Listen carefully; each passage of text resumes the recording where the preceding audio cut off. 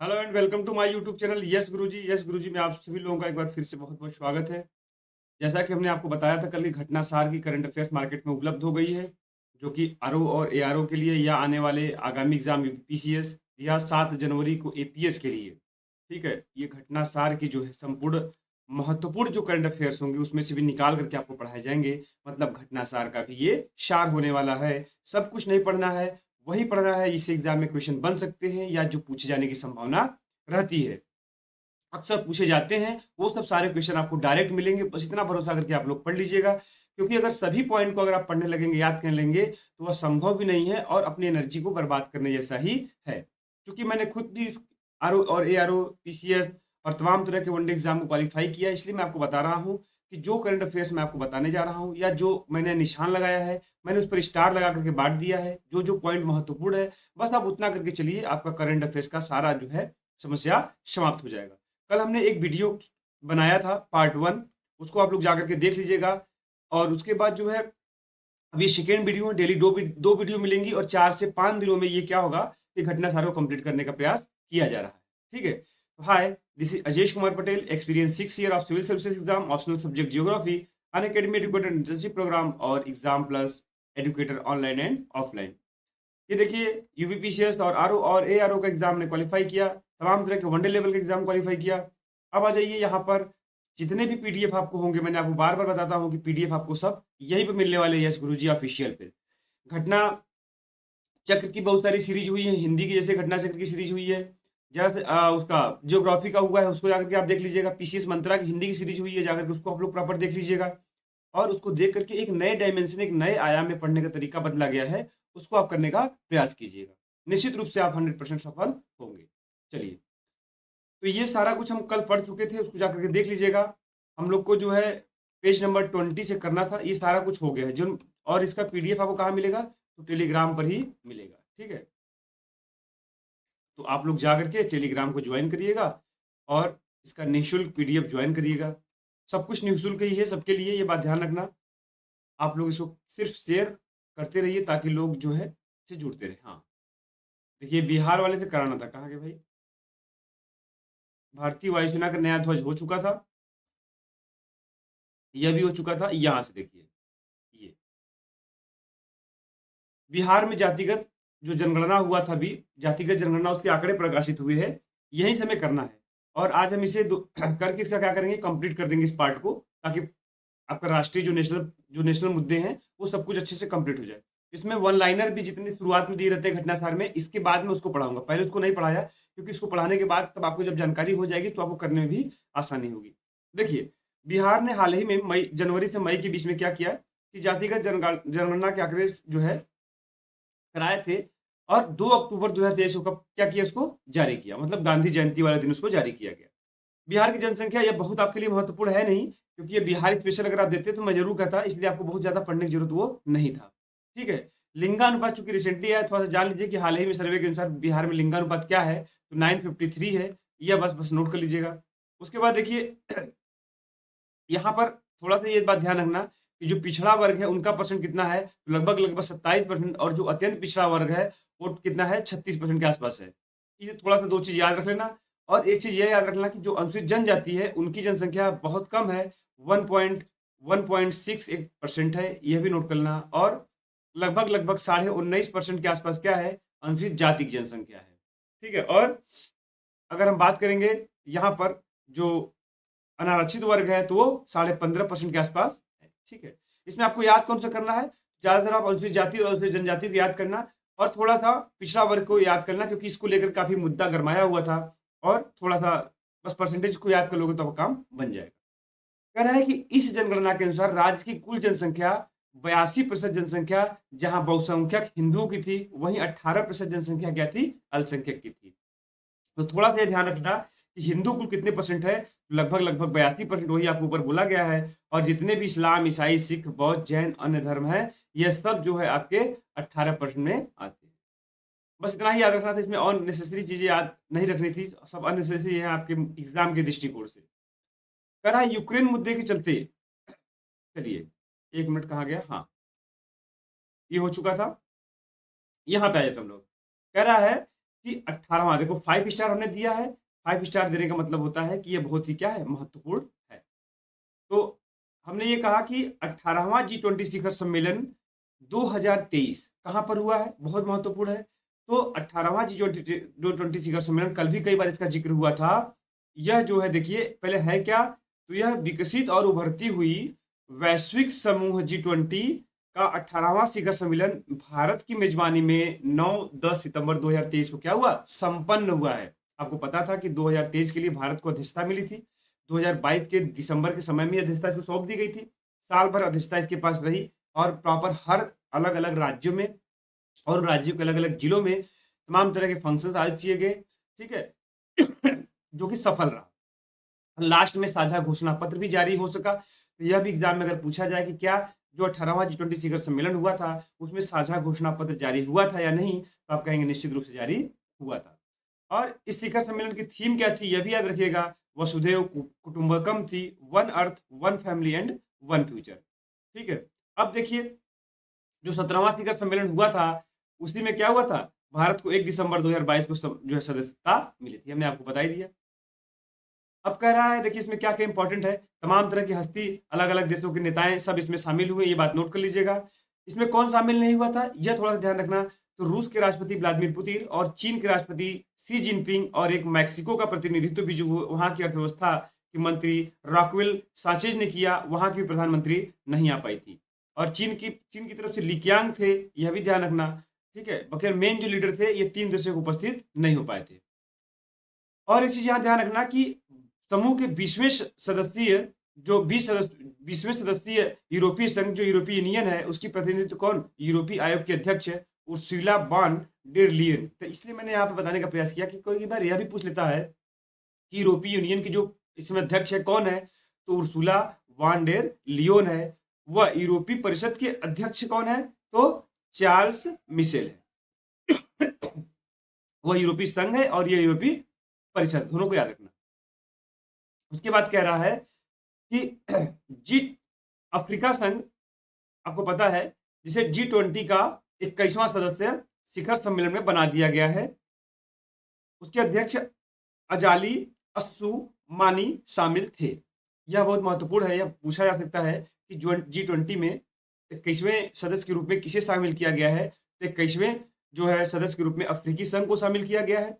उसके अध्यक्ष कौन है, तो अजाली अस्सुमानी शामिल है। ठीक है, ये बात नोट करना। जो यूरोपीय संघ है उसमें कुल पता आपको कि 55 देश जो है आते हैं, मतलब उन सबको जो है ले लिया गया है। और अब जो G20 है उसका नाम क्या हो जाएगा, G21 हो जाएगा, ये ध्यान रख लेना। अब देखो कौन कौन थे, तो संयुक्त राष्ट्र संघ के महासचिव कौन है, एंटोनियो गुटेरेस। बस यहाँ पे नाम याद रहेगा, मैं लिस्ट दे दिया हूँ, कई बार नाम पूछ लेता है मिलान करने की, तो आपको पता होना चाहिए। टेड्रियस गैब्रियस कौन है, WHO के प्रमुख है। ठीक है, और उसके बाद कह रहा है कि विश्व बैंक के अध्यक्ष कौन है, अजय बग्गा है। IMF के कौन प्रबंध है, आपको पता है क्रिस्टिना जॉर्जिवा है।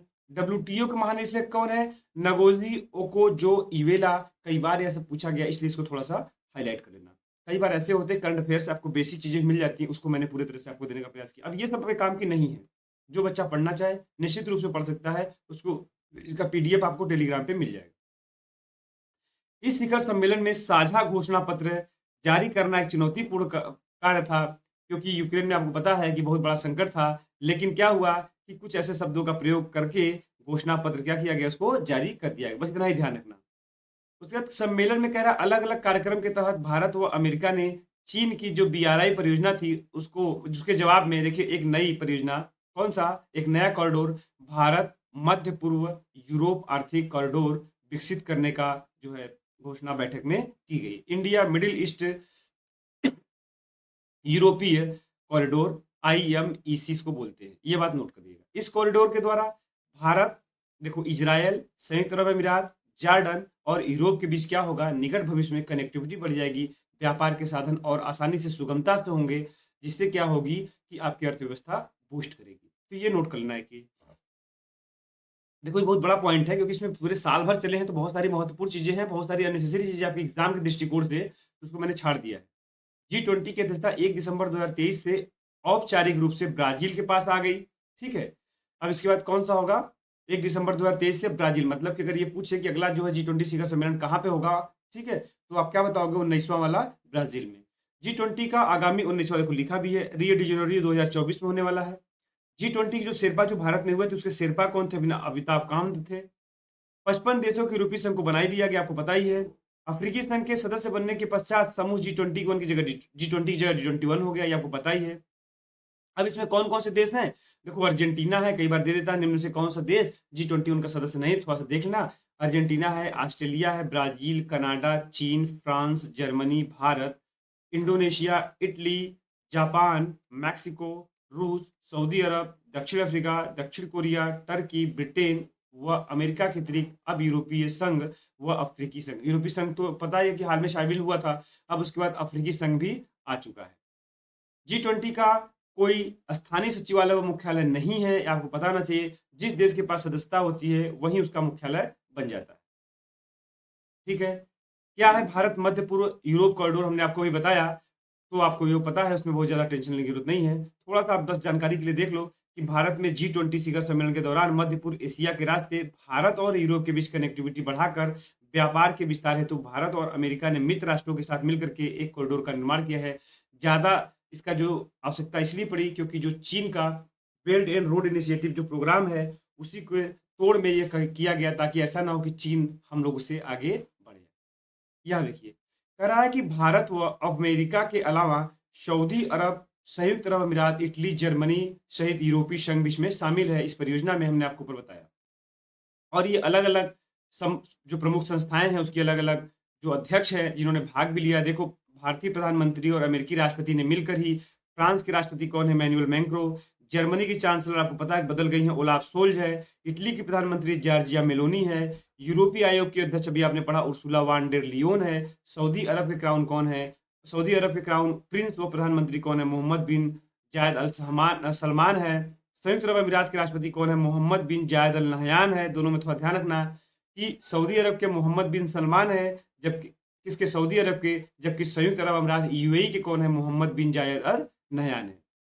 उपस्थित इस परियोजना की घोषणा नई दिल्ली में, मतलब ये बहुत बड़ी बात है, कितने बड़े जो आपके अरब कंट्रीज थे, यूरोपीय कंट्रीज थे, अमेरिका थे, ऐसे दो देशों का भारत को साथ मिला और एक नए जो है कॉरिडोर के निर्माण पे सहमति बनी। ये बहुत बड़ी बात थी, इसलिए पूछा जा सकता है क्योंकि जब चीन ने यह निर्माण किया था तो कई बार पूछा गया था, इसलिए ध्यान रखना। भारत व अमेरिका द्वारा प्रस्तावित भारत मध्य भारत मध्य पूर्व यूरोप आर्थिक गलियारा, इसको जरूर याद रखना। वास्तव में चीन के बेल्ट एंड रोड इनिशिएटिव, हमने आपको बताया ही कि उसी का जो है प्रत्युत्तर माना जा रहा है। ये जरूर याद रखना, बहुत महत्वपूर्ण है। अब आइए नेक्स्ट टॉपिक चलते हैं। कह रहा महिला आरक्षण से संबंधित नारी शक्ति वंदन अधिनियम 2023 जो है पारित हो गया है। देश की संसद ने देश की संसद नए भवन में, यह भी ध्यान रखना कि नए भवन में अगर कोई पहला बिल पास हुआ है, यही कह रहा है कि 18 से 22 सितंबर 2023 के बीच बुलाए गए विशेष सत्र में, पहले ही सत्र में इतिहास रचते हुए लोकसभा और राज्यसभा, उससे क्या हुआ, यह जो महिलाओं के लिए 33% आरक्षण का मुद्दा कई सालों से चल रहा था, जिसे पास कर दिया गया है। इसी विधेयक को क्या कहा गया है? महिला आरक्षण विधेयक, जिसे नारी शक्ति वंदन विधेयक माना जाता है। ठीक है, अब आ जाइए। यह विधेयक मूलतः देखो 128वां संविधान संशोधन था। दो अलग अलग चीजें होती हैं। एक होता है कि जो संविधान संशोधन संसद में पेश की जाती है, जरूरी नहीं कि वो सारे संविधान संशोधन संसद द्वारा मान लिए जाए, उसमें बहुत सारे प्रस्ताव गिर जाते हैं। तो यह जो संविधान संशोधन था 128वां था, लेकिन जो यह बना तो 106वां संविधान संशोधन अधिनियम बना। यह विधेयक था। विधेयक का मतलब जो पास किए, मतलब कि जो संसद के पटल पर रखा जाता है, और जब वो एक्ट बन जाता है तो क्या होता है कि अधिनियम बन जाता है। इस चीज को आप लोग ध्यान रख लीजिएगा। तो यह जो पारित हुआ वो कौन सा है? 106वां संविधान संशोधन अधिनियम है। इसका मतलब है कि आपको यह न ध्यान रहे कि 108वां संविधान संशोधन था तो 108वां संविधान अधिनियम बन जाएगा, क्योंकि इसमें बहुत सारे प्रस्ताव ऐसे होंगे जो पास नहीं होंगे, इसलिए वो उनका जो है अधिनियम नहीं बन पाया। इसलिए नोट कर लेना, छोटी सी बात थी। ये दोनों बहुत महत्वपूर्ण था, 128वां संविधान संशोधन विधेयक और 106वां संविधान संशोधन अधिनियम। इस आरक्षण की नई जनगणना कब से लागू होगी, यह भी पूछा जा सकता है। तो नई जनगणना व परिसीमन के प्रभावी होने के बाद ही अधिनियम जो है लागू होगा। एससी, एसटी और ओबीसी के लिए इसमें अलग से आरक्षण का प्रावधान नहीं किया गया, बच्चा ध्यान रखना इसमें, क्योंकि उनके लिए आरक्षण अलग से एक व्यवस्था की गई है अनुच्छेद 330 के तहत, जिसमें अनुसूचित जाति जनजातियों के लिए पहले से 31 सीटें निर्धारित की गई हैं, इसमें से उनको 33% सीटें निकाल करके दी जाएंगी।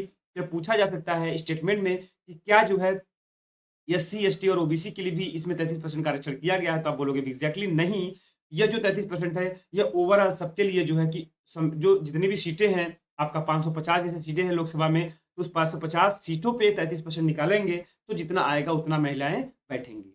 अब देखो 454 दो मतों से इसे पारित करने की बात बता रहा है। कब पारित हुआ इसे थोड़ा सा नोट कर लेना कि 20 सितंबर 2023 को, चूंकि पहला अधिनियम था नए संसद के लोकार्पण के बाद, इसलिए इंपॉर्टेंट था। 20 सितंबर को कहां से? लोकसभा से, और 21 सितंबर को राज्यसभा से। बहुत महत्वपूर्ण, इसको थोड़ा ध्यान रखना। और 29 सितंबर को क्या राष्ट्रपति ने साइन कर दिया, तो दोनों को याद रखना, क्योंकि लोकसभा से 20 सितंबर, उसके अगले ही दिन बाद 21 सितंबर को राज्यसभा से, और 29 सितंबर को राष्ट्रपति ने अपना हस्ताक्षर कर दिया। देखो यहाँ लिखा भी है 27 वर्षों से लंबे इंतजार के बाद ये सब चीजें हो चुका है, आपके काम की नहीं है। आप पढ़ना चाहे तो निश्चित रूप से स्वतंत्र है, पढ़ सकते हैं। 106वां संविधान संशोधन अधिनियम नए परिसीमन नई जनगणना के पश्चात ही लागू हुआ, हमने ऊपर आपको बता ही दिया है। अब देखो इससे क्या होगा कि अभी जो वर्तमान में देखो 550 सीटें टोटल है, क्योंकि 2 आंग्ल भारतीयों को जो आपको पता है कि ये रिसेंटली में हटा दिया गया है, ठीक है। इसको जो 104वां संविधान संशोधन के माध्यम से इसको हटा दिया गया है। तब क्या हुआ कि अब 550 सीटें बची। उस 550 सीटें में अभी 543 सीटें जो है मतलब भरी हुई हैं। बकिया 7 सीटें क्या है, वैकेंट है। जब कुछ राज्यों में परिसीमन नया आएगा तो हो सकता है, जैसे आपका लद्दाख वाला कुछ रीजन है जो अभी यहाँ पर चुनाव होने बाकी हैं, तो जो पाकिस्तान कब्जे में है, कुछ चीन कब्जे में है, अगर वहां पर जो सीधे हमारा जब कब्जा होगा तो वहां की सीटों को क्या करेंगे, हम यहाँ पर बढ़ाएंगे, इसलिए अभी यहाँ पर वैकेंट है। तो इस 543 में 181 सीटें कहाँ, लोकसभा में, जबकि राज्य की विधानसभा में कुल 4123 सीटें हैं टोटल सभी राज्य की विधानसभा में, उसमें 1374 सीटें महिलाओं के लिए आरक्षित हो जाएगी। अब आपको देखने में लग रहा होगा कि कितनी बड़ी आबादी जो है हमारे संसद भवन में दिखने वाली है कि 543 में से 181 सीटें महिलाओं के लिए, और टोटल राज्य की जो विधानसभाएं की सीटें कितनी, 4123, उसमें से 1347। थोड़ा सा जरूरी था याद कर लेना, कम से कम लोकसभा वाला तो याद कर लेना। राज्यसभा तथा केंद्र शासित प्रदेश पुडुचेरी विधानसभा के लिए यह आरक्षण लागू नहीं है। यह भी नोट करना कि राज्यसभा के लिए यह आरक्षण नहीं लागू है, ठीक है। राज्यसभा में जो आपकी 250 सीटें हैं उतना कोई भी हो सकता है, उसमें बाध्यकारी नहीं है। और जो केंद्र शासित प्रदेश है पुडुचेरी है, उसके लिए भी आरक्षण लागू नहीं है। तो बहुत महत्वपूर्ण है, इसलिए इसको नोट करिएगा। आ जाइए, फिर कह रहा है कि पारित किए गए संविधान संशोधन अधिनियम में महिलाओं के लिए 33% का आरक्षण यह 15 वर्ष के लिए किया गया है। अब इसके बाद समीक्षा होगी, और यदि आरक्षण की अवधि बढ़ाने के लिए सहमति बन जाती है तो निश्चित इसका विस्तार किया जाए। तो उम्मीद करते हैं कि आपको समझ में आ रहा होगा। मैंने आपका काम आसान कर रहा हूं कि कौन कौन से टॉपिक में कौन कौन से पॉइंट पढ़ने हैं, यही आपको जानना होता है। अदरवाइज आप इतना पढ़ते जाओगे, आप पढ़ करके देखना उससे क्वेश्चन नहीं आएगा, फिर आकर के मुझे बाद में कमेंट करके बताना कि जो मैंने बताया था उसमें से आया या नहीं, ठीक है। कह रहा हाथियों की मौत रोकने के लिए एआई मतलब जो आपको पता है कि आर्ट जो है इसमें आर्टिफिशियल का जमाना है, ठीक है। तो एआई आधारित गजराज प्रणाली को जो है क्या किया गया है, लागू किया गया। इससे क्या होगा कि जब हाथियों का वजन जो है उतना उनका वजन होता है कि अगर पटरियों पर पैर उनका पड़ेगा तो क्या होगा कि आर्टिफिशियल जो इंटेलिजेंट है वह सूचना दे देगा ट्रेन ड्राइवर को, और तमाम तरह के जो जो रेलवे से जुड़े हुए जो आपके सुरक्षा अधिकारी हैं उस पर उनके पास मैसेज चला जाएगा, और अपने ट्रेन को कंट्रोल करने के लिए उसको एक मौका मिल जाएगा, क्योंकि बहुत पहले ही उसको ये जो है पता चल जाएगा। भी आपको देखिए आगे बताते हैं। तो ये कह रहा है कि हाल ही में रेलवे ने रेल पटरियों पर हाथियों की मौत को रोकने के लिए आर्टिफिशियल इंटेलिजेंट यूनिट जो है प्रणाली स्टार्ट किया है। गजराज प्रणाली उसका नाम है, यह याद कर लेना। और यह प्रणाली कहाँ पर, तो असम में, पश्चिम बंगाल में, उड़ीसा में, केरल में, झारखंड में, छत्तीसगढ़ में और तमिलनाडु में। जरूर याद रखना, है इंपॉर्टेंट है, क्योंकि इसमें आपको दे देगा उत्तर प्रदेश दे देगा आपका, तो इस तरह से आप बोलोगे नहीं है, नहीं है। गजराज प्रणाली को 700 किलोमीटर लंबाई के लिए लगाया जाएगा। गजराज जो प्रणाली मतलब 700 किलोमीटर के रेंज में लगाया जाएगा, जहां तक इनकी संभावना रहती है कि आ जाते हैं, ठीक है। जब कोई हाथी ट्रैक पर पैर रखता है तो यह सिस्टम ट्रेन नियंत्रक, स्टेशन मास्टर, ट्रेन ड्राइवरों और अन्य हितधारकों को क्या करेगा, अलर्ट दे देगा, ठीक है। इस प्रोजेक्ट के 700 किलोमीटर ट्रैक की कुल लागत 181 करोड़, इसे आपको याद रखने की जरूरत नहीं। जो फालतू चीजें वही मैं छोड़ा हूं, आप एक बार पढ़ के देख लेना। भारत में सबसे सुरक्षित शीर्ष 10 शहर, डबल स्टार में दिया, इसका मतलब इंपॉर्टेंट है कि कम से कम इंपॉर्टेंट तो है ही, बहुत महत्वपूर्ण नहीं लेकिन इंपॉर्टेंट है। भारत में सबसे सुरक्षित 10 शीर्ष 10 शहर है भैया, कौन कौन? क्योंकि एनसीआरबी के आंकड़े आते हैं थोड़े से इंपॉर्टेंट होते हैं। राष्ट्रीय अपराध रिकॉर्ड ब्यूरो की 4 दिसंबर 2023 को जारी नवीनतम रिपोर्ट के अनुसार लगातार तीसरे वर्ष, ये ध्यान रखना, लगातार तीसरे वर्ष कोलकाता ने 78 की पहचान योग्य अपराध दर क्या हुआ है, भारत में सबसे सुरक्षित शहर के रूप में अपना स्थान जो है बरकरार रखा है। ठीक है, ये इसका रैंक है, मतलब इसका पॉइंट जो नंबर दिया गया है कि इसको इतना पॉइंट के हिसाब से उसको इस नंबर पे रखा गया है, तो यह बहुत महत्वपूर्ण था, इसको थोड़ा सा भी याद करना। फिर कह रहा है राष्ट्रीय अपराध रिकॉर्ड ब्यूरो भारत में एक सरकारी संगठन है, इसके बारे में बताया जा रहा है, जिसका काम भारतीय दंड संहिता आईपीसी और स्थानीय कानून एसएलएल के आधार पर अपराध से संबंधित जानकारी एकत्र करता है, की जांच करता है और उसको क्या करता है, उसके आंकड़ों को प्रदर्शित करता है और रैंकिंग बता देता है। इसका मुख्यालय कहाँ पर कई बार पूछा गया है, तो नई दिल्ली में है, और यह किसके अंदर काम करता है, तो गृह मंत्रालय के अंदर काम करता है। उसके बाद देखिए भारत में सबसे सुरक्षित शहरों की जो 10 सूची उसी में दे रहा है कि पहले नंबर पे कोलकाता है, दूसरे नंबर पे चेन्नई है और तीसरे नंबर पे कोयम्बटूर है। जो हमने आपको बताया जो आईपीसी की दर है वही यहाँ पर दिया हुआ है, देखो सबसे कम दर 78 इसी की है, इसलिए इसको जो है टॉप पर रखा गया। 3 याद रखना, कोलकाता, चेन्नई और कोयम्बटूर। चलिए नेक्स्ट चलते हैं। जयपुर के वैक्स म्यूजियम में डॉक्टर अंबेडकर, भीमराव अंबेडकर की मोम की जो है मूर्ति को स्थापित किया गया, यह भी महत्वपूर्ण है, देखिए इंपॉर्टेंट है। किस म्यूजियम में पूछ लेगा कि अभी हाल ही में किस म्यूजियम में डॉक्टर भीमराव अंबेडकर की मोम आधारित जो है प्रतिमा को स्थापित किया गया है, तो आप बताओगे कि वैक्स म्यूजियम, या वैक्स म्यूजियम कहाँ पर है यह पूछ ले तो जयपुर में है, यह भी आप बता देना। तो वही कह रहा है कि भारतीय संविधान के मुख्य वास्तुकार डॉक्टर भीमराव अंबेडकर दी गई एक महत्वपूर्ण श्रद्धांजलि जयपुर वैक्स संग्रहालय नाहरगढ़ किला, आपने सुना होगा कहाँ पर, जयपुर में, राजस्थान में, वहीं पर है। बस इतना ही याद रखना, कितना कितना किलोग्राम क्या लगाया गया यह नहीं पूछा जाएगा। ठीक है, टोटल बस याद रखना होगा, तो 38 किलोग्राम बहुत याद करना है तो याद कर लेना। 5 फीट 11 इंच की जो है यह मूर्ति है। फिर उसके बाद कह रहा है कि बाघ जनगणना रिपोर्ट 2022, आपको पता है कि अभी लेटेस्ट आया नहीं है, 2022 की रिपोर्ट है, क्योंकि 2-2 साल पे प्रकाशित होती है, तो 24 में फिर इसका प्रकाशन होगा। तो पहले तो ये जान लेना कि 29 जुलाई को क्या है, राष्ट्रीय बाघ दिवस भी मनाया जाता है। तो विश्व बाघ दिवस के रूप में केंद्रीय वन और पर्यावरण राज्य मंत्री अश्विनी कुमार चौबे ने जिम कॉर्बेट रिजर्व राष्ट्रीय बाघ संस्थान प्राधिकरण एनडीसीए की गणना 2022 रिपोर्ट जारी की। ठीक है, एक बात जानो, जो राष्ट्रीय जो जिम कॉर्बेट नेशनल पार्क है कहाँ पर है, उत्तराखंड में है। और आपको पता है कि भारत का सबसे पहला जो है अभ्यारण्य यही है जिसमें जो है बाघों के लिए संरक्षण किया गया, तो बहुत महत्वपूर्ण, इसको थोड़ा सा याद कर लेना। इसे हर 4 साल में देशव्यापी बाघ गणना का भारतीय वन्य जीव संस्थान विषय पर तैयार किया जाता है। ठीक है, नवीनतम रिपोर्ट के अनुसार देश में साल 2018 में, सॉरी 4 सालों में ये होती है, हाँ 4 सालों में जो इसको जो है आंकड़ों को, 4 साल में जितनी भी जनगणना इनकी बढ़ती है, जनगणना होती है, इनके फुटप्रिंट के आधार पे जनगणना के माध्यम से इनके आंकड़े को प्रदर्शित किया जाता है। तो यहाँ पे थोड़ा सा आप करेक्ट कर लीजिएगा 4 साल, क्योंकि पूछा जा सकता है वो 2018 में कुल कितने बाघ थे, तो 2967 बाघ थे, जो कि अगर आप देखेंगे 4 साल में 2022 में इनकी वृद्धि दर 6.1% हर साल बढ़ी, और अभी कितनी हो गई, तो 3682। तो बस इतना ही पूछा जा सकता है कि पुराना इतना था 2967 और नया कितना है 3682, यह याद रख लेना। पिछला वाला कब हुआ 18 में, लेटेस्ट कौन सा है 2022 में, 4 साल पे होती है, कौन कराता है, कहाँ से हुई है और कब आंकड़ा प्रदर्शित हुआ है।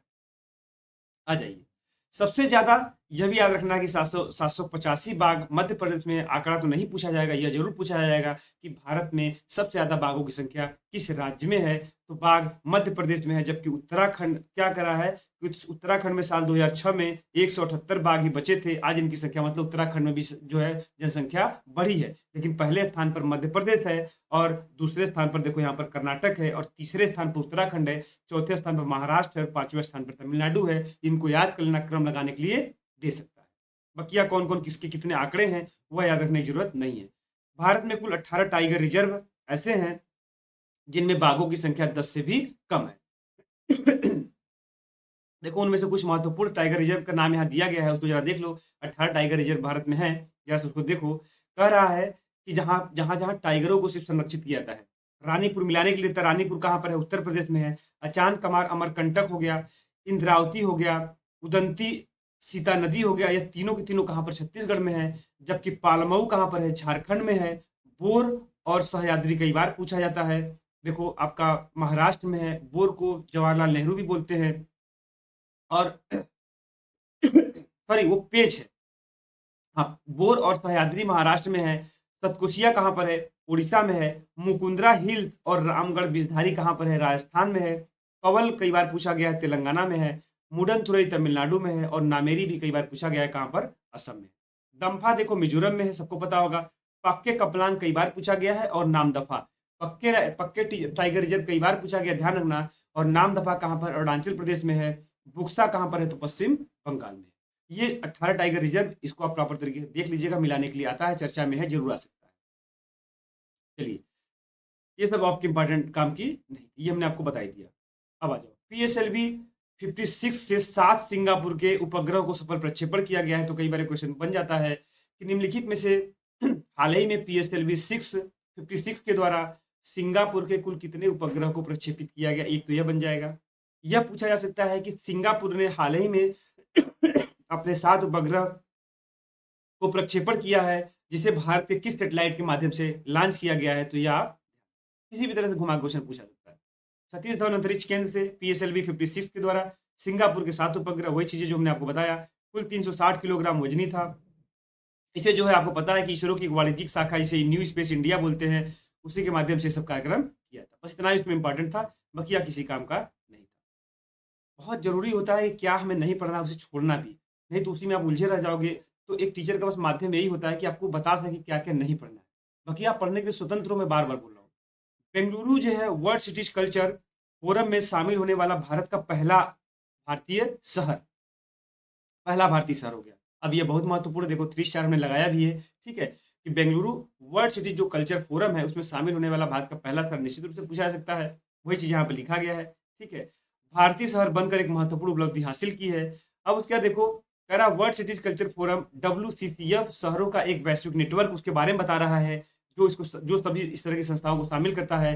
कह रहा है भविष्य की समृद्धि को आकार देने में संस्कृति की महत्वपूर्ण भूमिका का पता लगाने के लिए सहयोगात्मक रूप से शोध करता है और खुफिया जानकारी साझा करता है। बेंगलुरु क्या है? WCCF में शामिल होने वाला दुनिया का 41वां शहर बना है, जबकि भारत का पहला। ये निश्चित रूप से पूछा जा सकता है। पहले से ही तमाम तरह के देश है, न्यूयॉर्क है, लंदन है, पेरिस, ये सब आप जान लीजिए, इन सब के 40 शहर है। ये आपसे नहीं पूछा जाएगा। नंबर आप टोटल पूछा जा सकता है कि WCCF में कुल कितने अभी तक जो है शहर शामिल हो चुके हैं। देखो वर्ल्ड सिटीज कल्चर प्रोग्राम के बारे में यहाँ बता रहा है कि 2012 में इसकी लंदन में इसकी स्थापना हुई थी। चर्चा में रहता है, कई बार पूछ लेता है। अमेजन इंडिया का श्रीनगर में एक पहला फ्लोटिंग स्टोर, मतलब तैरता हुआ स्टोर खोला गया है अमेजन इंडिया का। ये बात ध्यान रखना, बहुत महत्वपूर्ण है। कहाँ पर? श्रीनगर में। जब भी ऐसी चीजें पूछी जाती है, तैरता हुआ ATM, ठीक है, तो इस तरह से आपको आपको याद होना चाहिए कि अमेजन इंडिया के द्वारा पहला श्रीनगर में पहला फ्लोटिंग स्टोर खोला गया है।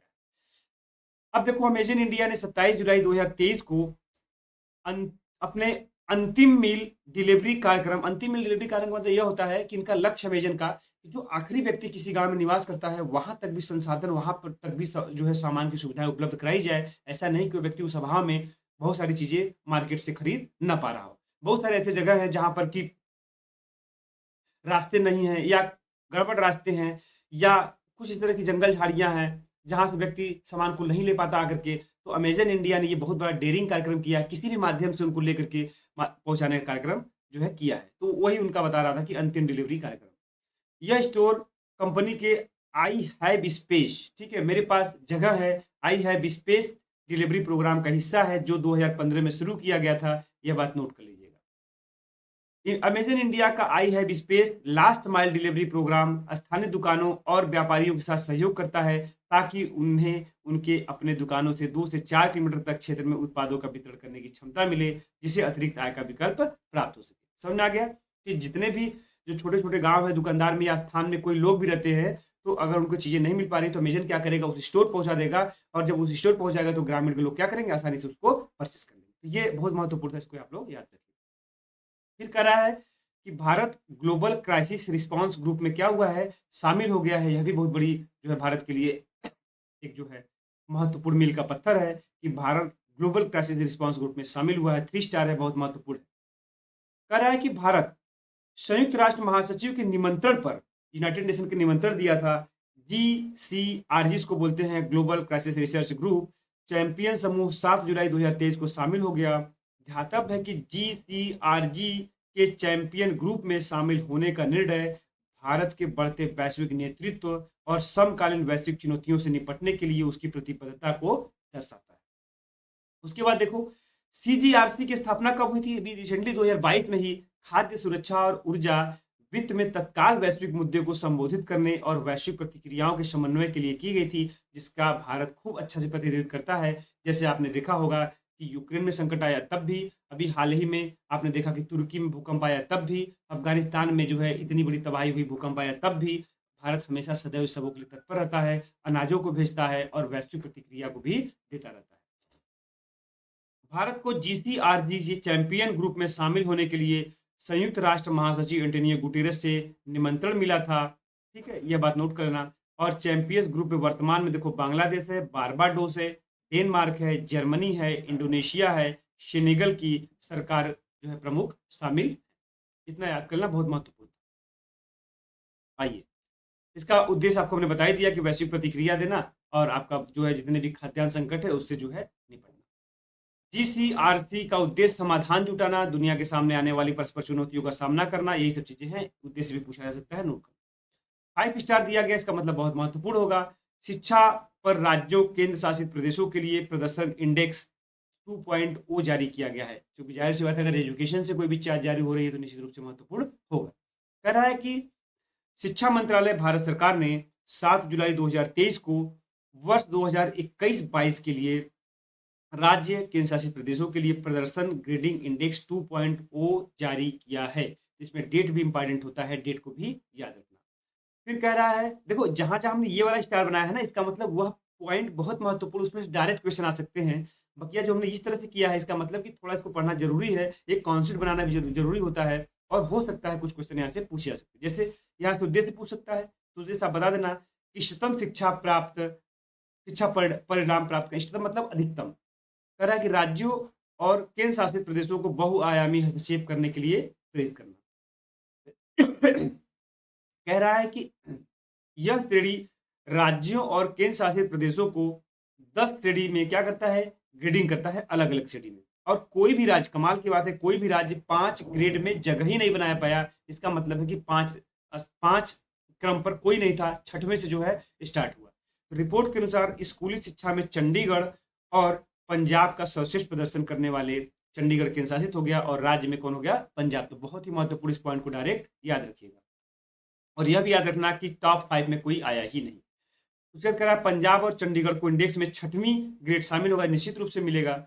अब उसके बाद कह रहा है कि गुजरात, केरल, महाराष्ट्र, दिल्ली, अलग अलग राज्यों में जो उनके समान तरह एक तरह के राज्य, उनको 1 ग्रेड में रखा गया, इनको 7वें ग्रेड में रखा गया है। सबसे निचला क्रम पूछ लेगा तो अरुणाचल प्रदेश को सबसे निचले क्रम में रखा गया है, यह बात आप ध्यान रखना। इसमें देखो 6 मानक को आधार में लिया गया था, कौन कौन, जैसे लर्निंग आउटकम एंड क्वालिटी क्या है, स्कूल तक पहुंच कितना है, इंफ्रास्ट्रक्चर और फैसिलिटी कैसी वहाँ की है, समानता, गवर्नमेंट मैनेजमेंट, गवर्नेंस मैनेजमेंट और टीचर एजुकेशन एंड ट्रेनिंग कैसी है वहाँ की, इन सबको ध्यान में रख के ही बनाया गया, यह बात नोट करिएगा।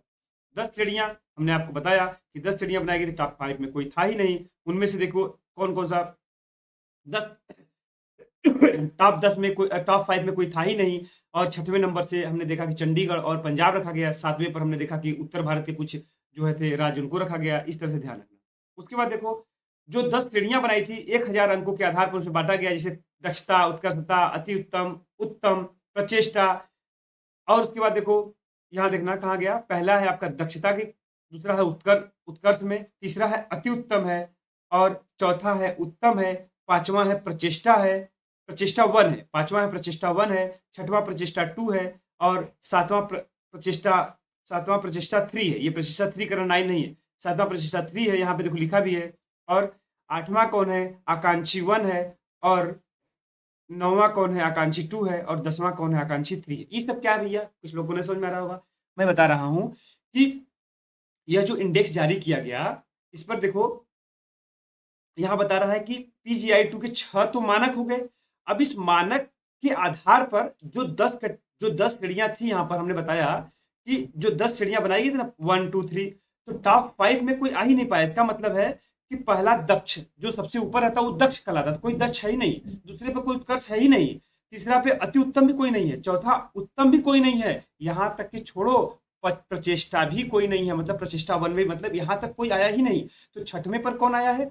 छठवें वाली श्रेणी में आया है चंडीगढ़ और कौन? आपका पंजाब। तो इसका मतलब है कि वो प्रचेष्टा 2 में आया। तो यह भी पूछा सकता है कि किस अगर आपको इसमें पूछ दे कि किस श्रेणी में रखा गया है, तो प्रचेष्टा 2 में चंडीगढ़ और पंजाब को रखा। उम्मीद करते समझ में आ गया। फिर उसके बाद देखो यहाँ पर आपने देखा होगा 7वां नंबर वाला, ये भी महत्वपूर्ण है। कहाँ गया भैया? ये जो आपका गुजरात है, केरल है, महाराष्ट्र है, दिल्ली, पौंडीचेरी, तमिलनाडु 7वें ग्रेड पे रखा गया है। 7वें ग्रेड पे रखा गया। और आप यह बात ध्यान रखना, 1 मिनट थोड़ा सा मुझे देना, एक पॉइंट और कुछ था इंपॉर्टेंट क्या?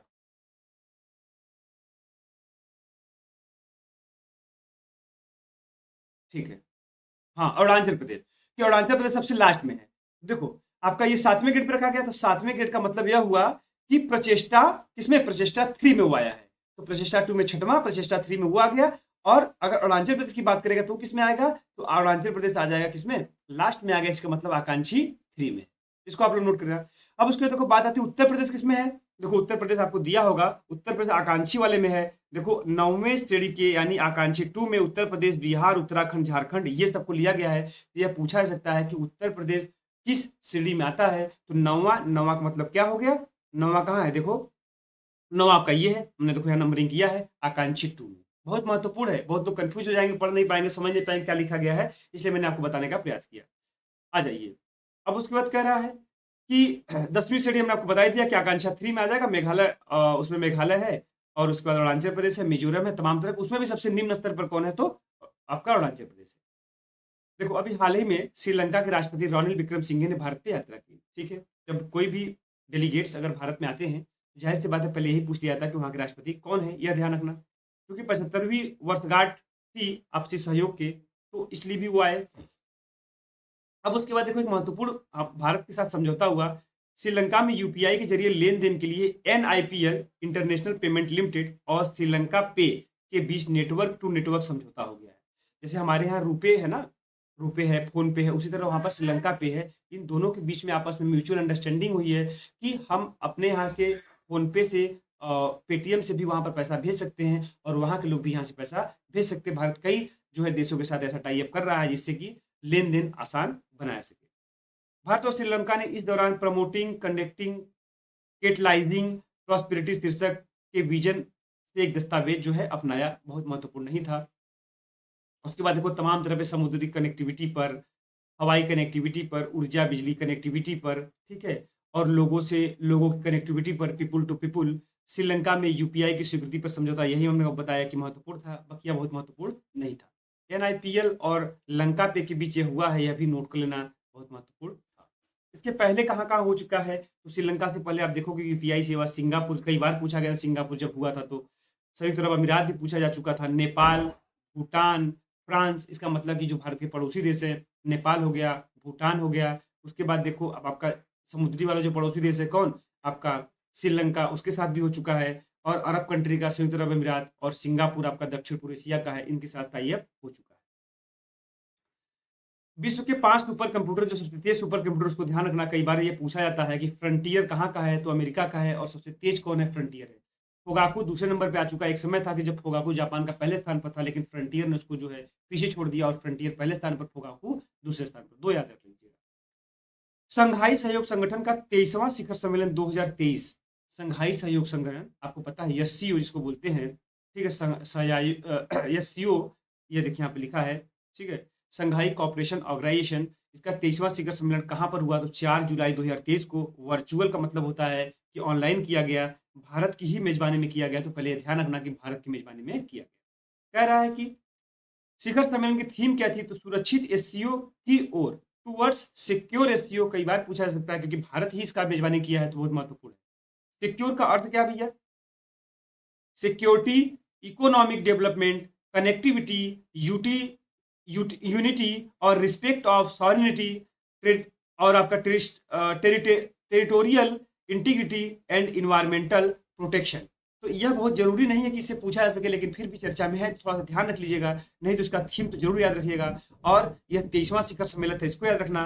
कहाँ पर आयोजित हुआ? तो भारत की मेजबानी में आयोजित हुआ। इसकी अध्यक्षता किसने किया? तो प्रधानमंत्री नरेंद्र मोदी ही करेंगे निश्चित रूप से। अब कह रहा है कि सदस्य देश वर्ष 2024 को एससीओ पर्यावरण वर्ष बनाने में के रूप में इसको घोषित भी किए हैं। तो यह भी पूछा सकता है कि हाल ही में जो 23वां शिखर सम्मेलन भारत में हुआ था, उसमें पर्यावरण को लेकर के एक महत्वपूर्ण घोषणा किया गया। वह कौन था? तो एससीओ पर्यावरण वर्ष घोषित किया गया। यह एससीओ पर्यावरण वर्ष घोषित किसे किया गया? 2023 को, 2024 को, 2025 को। यह भी पूछा सकता है, इसको नोट करिएगा। फिर से कह रहा है कि एससीओ की स्थापना 2001 में हुई थी। थोड़ा बेस जान लीजिएगी, इसकी स्थापना कब हुई? 2001 में संघाई में एक शिखर सम्मेलन के रूप में हुई थी।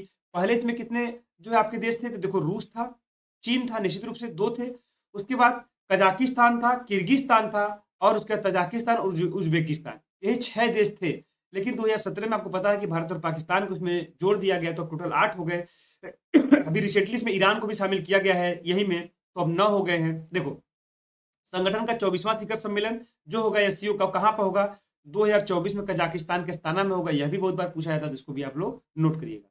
सम्मेलन देखो, ईरान, बेलारूस और मंगोलिया पर्यवेक्षक देश के रूप में जो हिस्सा थे, और ईरान एससीओ का नया सदस्य भी इसी पर्यवेक्षक के रूप में बना दिया गया। अब ये पर्यवेक्षक नहीं बनेगा, अब क्या बनेगा? ये आपका मेन सदस्य बन गया। तो इसकी संख्या कितनी हो गई? पूछा सकता है 9। हाल में किसको शामिल किया गया? ईरान को। यह सब नोट करिएगा। बेलारूस और मंगोलिया अब इसके पर्यवेक्षक देश बचे रहेंगे। और भी अन्य देशों को पर्यवेक्षक के रूप में शामिल करने का प्रयास किया था। तो पहले पर्यवेक्षक बनाया जाता है, फिर उनको क्या किया जाता है? धीरे धीरे जो है परमानेंट मेंबर बनाया जाता है। ईरान 4 जुलाई 2023 को संघाई सहयोग कॉर्पोरेशन का स्थायी सदस्य बन गया। इसको याद रखना। पूर्ण सदस्य बनने के मौके पर प्रधानमंत्री ने कहा कि मैं इस मौके पर राष्ट्रपति रईसी को और ईरान के लोगों को बधाई देता हूं। तो मतलब ईरान के राष्ट्रपति कौन है? सईद रईसी। ठीक है। साथ ही बेलारूस को एससीओ की सदस्यता के लिए मेमोरेंडम ऑफ ऑब्लिगेशन पर हस्ताक्षर करने पर भी स्वागत किया गया है। मतलब बेलारूस को भी प्रक्रिया में आगे लाया जाएगा। आपने यहाँ देखा भी कि यहाँ पर बेलारूस और मंगोलिया पर्यवेक्षक देश तो थे ही। अब कह रहा है कि जम्मू और कश्मीर में मानसिक स्वास्थ्य को समर्पित भारत का पहला चैटबॉट टेलीमानस लॉन्च किया गया है। यह बहुत महत्वपूर्ण है। देखो, स्टार लगाना हमने भूल गए हैं। यह जो है 5 स्टार लगा लेना बहुत महत्वपूर्ण है। ठीक है, यह 5 स्टार लगा लेना भैया, बहुत महत्वपूर्ण है। क्यों महत्वपूर्ण है? देखो, एक तो पहली बात है, कोविड जब से लॉकडाउन हुआ, उसमें आपको पता है कि बहुत सारे मानसिक रूप से जो प्रेशर बढ़ा, लोग बहुत सारे मानसिक रोगियों का बहुत ज्यादा जनसंख्या बढ़ गई। तो उन्हीं सब चीजों को, समस्या को समाप्त करने के लिए, समाधान निकालने के लिए मानसिक स्वास्थ्य समर्पित भारत का पहला चैटबॉट है। चैटबॉट का मतलब क्या होता है कि जब कोई कंप्यूटर आपसे चैट करे, आपके सवालों का जवाब दे, किसी भी तरह का आप सवाल कर रहे हैं तो वो उसका उत्तर दे सके। एक तरह से रोबोट होता है, आप कह सकते हैं उसको। क्या है? टेलीमानस। मतलब ये 24 घंटे 7 दिन आपके लिए काम करेगा। किसी भी तरह की आपको चीजें जाननी है कि वहां पर कोई भी चीज, कोई भी बीमारी है, कोई भी समस्या आपको समाधान लेना है, तो आप उस पर जो है चीजें कंसल्ट कर सकते हैं। और वहां के जो लोग होंगे, मतलब वहां पे जो उससे उससे संबंधित जो एक्सपर्ट होंगे, वो आपको क्या करेंगे? सलाह देंगे। देखो, ये चीज यहाँ पे दिया गया है, टेलीमानस, बहुत महत्वपूर्ण, इतना याद रख लेना। उसके बाद टेलीमानस का नंबर क्या है? 14416। यह भी पूछा सकता है। इसी हेल्पलाइन पर आप कॉल करेंगे, आपको सारी सुविधाएं देखने को मिलेगी। देखो, टीयर 1, इसमें 2 टीयर बनाया गया है। टीयर 1 में क्या है? एक राज्य स्तर पर है, टेलीमानस सेल शामिल है, जिसमें प्रशिक्षित परामर्शदाता होंगे और मानसिक स्वास्थ्य विशेषज्ञ शामिल होंगे। टीयर 2 क्या है? जिला स्तर पर है, जो मानसिक स्वास्थ्य कार्यक्रम, डीएमएचपी मेडिकल कॉलेज संसाधन या ऑडियो विजुअल परामर्श, मतलब जरूरत पड़ती है तो ऑडियो के साथ जरूरत पड़ती है तो विजुअल मतलब वीडियोग्राफी के साथ भी इसके समाधान का निराकरण करते हैं, जिसमें ई संजीवनी के विशेषज्ञ शामिल है। बहुत महत्वपूर्ण था, इसको याद रखिएगा। अब देखो, यहाँ पे क्या हमने लिखा है? टेली मानस का, टेली का फुल फॉर्म लिखा है कि जो है टेलीमानस का टेली मेंटल हेल्थ क्या है? Excellence and networking across state. ये आप ध्यान रखना। ठीक है, कई बार पूछा सकता है। National sickle cell consultancy mission का उदाहरण आपको पता है, सिकल सेल एनीमिया वाला मामला यहाँ पर है, तो इस पर भी बहुत महत्वपूर्ण है। 3 स्टार है, क्योंकि जब भी कोई बीमारियों को लेकर के अगर ऐसी बातचीत की जाती है तो निश्चित रूप से महत्वपूर्ण होता है। तो national sickle cell consultancy consultancy mission का उद्घाटन किया गया है, तो प्रधानमंत्री नरेंद्र मोदी के द्वारा। कहाँ से किया गया है? तो मध्य प्रदेश के शहडोल जिले से किया गया है। इसका उद्देश्य क्या है भैया? बस इतना ही जानना होता है। इसका उद्देश्य क्या है? विशेष रूप से भारत में आदिवासी आबादी के बीच जो सिकल सेल जो एनीमिया है, आपको पता है कि इसमें खून की कमी हो जाती है और धीरे धीरे व्यक्ति की मृत्यु हो जाती है। और इसमें आयरन वायरन की भी बहुत तेज कमी होती है। ठीक है, तो वही कह रहा है कि उससे चुनौतियों से निपटने का एक प्रोग्राम है। सिकल सेल रोग CD, जिसे सिकल सेल एनीमिया के रूप में भी जाना जाता है, एक अनुवांशिक विकार है। यह भी आप जान लेना, आपके साइंस वाले चैप्टर में पूछा जा सकता है, जो लाल रक्त कणिकाओं की संरचनाओं को या लाल रक्त कोशिकाओं की संरचना को कार्य को क्या करती है, प्रभावित कर देती है। हीमोग्लोबिन जीन में उत्परिवर्तन कारण एक जो विरासत में मिली स्थिति है। बाकी ये सब कहानी है, कोई दिक्कत नहीं है कौन से कार्य से। इस मिशन के शुभारंभ के साथ सरकार का लक्ष्य क्या है, मिशन मोड दृष्टिकोण अपनाते हुए 2047 तक देश की सिकल सेल एनीमिया को समाप्त करना। आप देख लेना कि 2047 में भारत की आज़ादी के 100 वर्ष जो है पूरा हो जाएंगे, वही आपको लक्ष्य रखा गया है सिकल सेल एनीमिया को हटाने के लिए। कई बार ऐसे जब सवाल जब आते हैं एग्जाम में, तब बच्चे सोचते हैं कहाँ से आ गया, तो यहीं से आता है जब आप उसको प्रॉपर उस सब चीज़ों पे फोकस रखोगे। बाकी आप तमाम तरह की पंचायतों में फंसे रहोगे तो वो निश्चित रूप से काम नहीं आने वाला है। देखो कह रहा है कि युद्धपोत INS कृपाण को उपहार के रूप में वियतनाम को दिया गया है। यह बहुत महत्वपूर्ण है। यह पूछ लिया जाएगा कि भारत के द्वारा हाल ही में जो INS कृपाण था किस देश को सौंपा गया है उपहार स्वरूप, तो निश्चित रूप से आप बताओगे वियतनाम। या हाल ही में वियतनाम को भारत ने अपना एक INS युद्धपोत समर्पित किया है, उसका नाम बता दिए तो INS कृपाण। किसी भी तरह से पूछा जाएगा, अब आपके दिमाग में फिट हो गया होगा, गड़बड़ नहीं होने वाला है। चलिए, कह रहा है कि 22 जुलाई 2023 को जो है INS कृपाण को सौंप दिया गया। किसे? यह सभी हथियारों से लैस है, वियतनाम पीपुल्स नेवी को सौंप दिया गया है। यह पहला अवसर है जब भारत ने किसी मित्र देश को पूर्ण परिचालित युद्धपोत उपहार में दिया है, तो इसलिए भी महत्वपूर्ण होती है क्योंकि पहला अवसर है कि जब पूरी तरह से एक्टिव जो है आपको युद्धपोत दिया गया है। बकिया उसका जाहिर सी बात है कि उसका जो आपका उपयोग क्या होगा, तो समुद्री हितों की रक्षा करने के लिए, अपनी रक्षा करने के लिए, ये सब तमाम तरह की बातें होंगी, वो आपको ध्यान में रखना है। और एक्ट ईस्ट नीति के तहत इसको जो है दिया गया है। भारत को पता है कि भारत एक्ट ईस्ट नीति के तहत ही काम करता है, जो दक्षिण पूर्व एशिया वाले देश हैं। देखो EPR क्रेडिट प्राप्त करने वाला भारत जो है देश का पहला शहर कौन बना? कह रहा है कि EPR क्रेडिट प्राप्त करने वाला देश का पहला शहर कौन बना भैया? EPR क्रेडिट प्राप्त करने वाला। EPR का मतलब क्या होता है? देखो, एक्सटेंडेड प्रोड्यूसर रिस्पॉन्सिबिलिटी होता है। ठीक है, अभी क्या होता है अभी और समझ में आ जाएगा, टेंशन मत लो। इसमें उसका मतलब बस सीधी सी वही होता है कि आप ज़्यादा से ज़्यादा नवीनीकरण पे जा रहे हैं, चीज़ों को पुनर्चक्रण पे जा रहे हैं, बस वही चीज़ें हैं। जैसे आपने सुना होगा कार्बन क्रेडिट, वैसे ही है यहाँ पर भी। कह रहा है मध्य प्रदेश का इंदौर शहर EPR क्रेडिट विस्तारित उत्पादक उत्तरदायित्व, मतलब जो अननेसेसरी चीजें फैल रही हैं उसके पुनर्चक्रण के लिए रिस्पॉन्सिबल है, और उसने इस चीज को बखूबी निभाया है और अपने चीजों करके दिखाया है। इसीलिए इंदौर नगर निगम प्रतिबंधित एकल उपयोग प्लास्टिक वस्तुओं को जब्त करने के बाद उनका पुनर्चक्रण कर विस्तारित उत्पादक उत्तरदायित्व क्रेडिट प्राप्त करने वाला देश का पहला नगर निगम है। उम्मीद करते कि आपको समझ में आ गया। बहुत चीजें क्लिष्ट होती समझ नहीं आती हैं, लेकिन जब आपको समझा दे रहे हैं तो आपको निश्चित रूप से समझ में आ जानी चाहिए। EPR क्या भैया?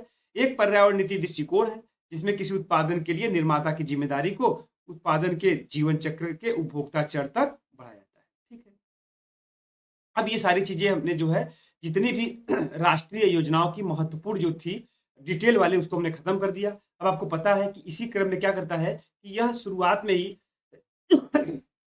कुछ वन लाइनर पॉइंट देता है जो काफी महत्वपूर्ण होता है, डायरेक्ट यहाँ से सवाल फंस जाते हैं। तो उसी चीजों को हम यहाँ पे ले रहे हैं। जैसे ब्रह्मोस मिसाइल से लैस वह मिसाइल विध्वंसक पोत जिसे 26 दिसंबर 2023 को नौसेना में शामिल किया गया, INS इम्फाल, याद रख लीजिएगा, बहुत महत्वपूर्ण है। दिसंबर 2023 में यूनेस्को ने विरासत और सांस्कृतिक महत्व के भवनों के संरक्षण और रख रखाव के प्रयासों के लिए किस भारतीय स्थल को यूनेस्को एशिया पैसिफिक सांस्कृतिक विरासत संरक्षण पुरस्कार ऑर्डर ऑफ एक्सीलेंस से सम्मानित किया? तो पंजाब के रामबाग को, और रामबाग की गेट को, और प्राचीरों को, मतलब जो प्राचीन के बनाए गए पूरा स्थल है। ठीक है, यहाँ से डायरेक्ट क्वेश्चन बनते हैं, वन लाइनर है। बहुत सारे तो सवाल ऐसे होंगे जो हमने पढ़ा है वहां से मिल जाएंगे, बहुत सारे सवाल ऐसे होते हैं जो बहुत महत्वपूर्ण नहीं होते हैं, उसको वन लाइनर में ये कवर किया जाता है। हाल ही में भारतीय सशस्त्र बलों को उनके उत्कृष्ट प्रदर्शन के लिए किस प्रतिष्ठित सम्मान से सम्मानित किया गया है? गोल्डन आउल अवार्ड से। ठीक है, कह रहा है कि हाल ही में किस बॉलीवुड अभिनेता को पेटा इंडिया वर्ष 2023 के सबसे खूबसूरत शाकाहारी सेलिब्रिटी के रूप में जैकी श्रॉफ को, यह भी याद रखना बहुत महत्वपूर्ण है। 2024 में होने वाले जो 25वां गणतंत्र दिवस होगा उसमें किसको मुख्य अतिथि बनाया गया है? तो फ्रांस के राष्ट्रपति मैनुएल मैक्रों को। दिसंबर 2023 में जारी विश्व डिजिटल प्रतिस्पर्धात्मक रैंकिंग WDCR 2023 में उसमें भारत की रैंक क्या आई? तो 49। भारत की पहली महिला जिन्हें दिसंबर 2023 में international institute for the unification of private law in UNIDROIT की गवर्निंग काउंसिल बनाया गया है, उमा शेखर को बहुत महत्वपूर्ण है। फिर उसके बाद कह रहा है केंद्रीय मंत्रिमंडल ने हाल ही में गुजरात के किस हवाई अड्डे को अंतर्राष्ट्रीय हवाई अड्डा बनाया, सूरत, बहुत इंपॉर्टेंट है। भारतीय वायुसेना ने दिसंबर 2023 में किस वायु रक्षा मिसाइल प्रणाली का सफल परीक्षण किया, समर, यह बहुत ज्यादा इंपॉर्टेंट है, इसको आप लोग स्टार लगा लीजिए। भारत के प्रधानमंत्री नरेंद्र मोदी 18 दिसंबर 2023 को कहां पर दुनिया के सबसे बड़े ध्यान केंद्र, ये बहुत इंपॉर्टेंट, हमने आपको वहां पर भी पढ़ाया था डिटेल में भी।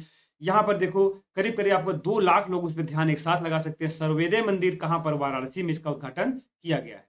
हाल ही में भारत में पहली बार किस दुर्लभ बीमारी से पीड़ित बच्चों का सफल बोन मैरो प्रत्यारोपण हुआ है, तो प्राथमिक इम्यूनोडिफिशियंसी से वह बच्चा क्या था, पीड़ित था।